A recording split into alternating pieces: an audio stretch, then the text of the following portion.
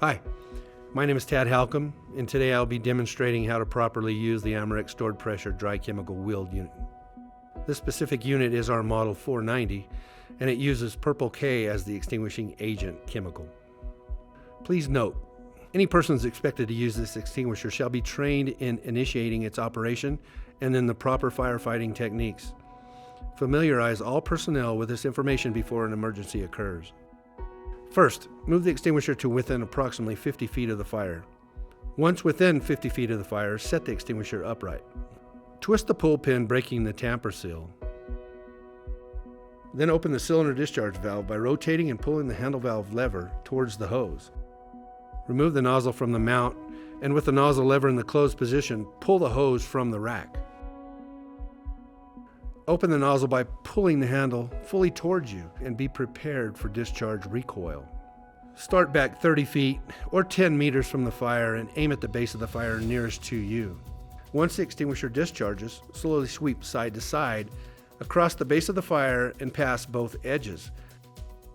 Progressively move closer to the fire as it is extinguished. The approximate discharge time for this extinguisher is 48 to 60 seconds, and the effective range of this extinguisher is 30 to 40 feet. Once the fire is completely extinguished and you want to shut down the extinguisher, you'll need to close the nozzle valve and close the cylinder valve by pushing the T-handle to the closed position. Please remove the extinguisher to a safe location. Once the extinguisher is in a safe location, unrack the hose, ensuring there are no kinks.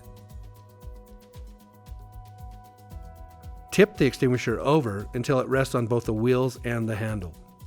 Then open the cylinder discharge valve as well as the hose valve to slowly clear the hose of any remaining pressure and chemical. Be prepared for possible recoil and discharge of agent. Return the hose discharge lever to the closed position. Warning: it is very important to make sure that all pressure is escaped before any further disassembly. Stand the unit upright after complete depressurization. And rotate the cylinder discharge valve lever to the closed position as well.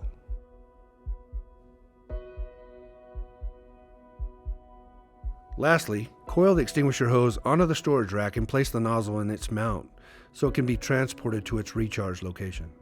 Thank you for watching our video on how to use the Amerex stored pressure dry chemical wheeled unit. You can find more information regarding this extinguisher at amerex-fire.com/products.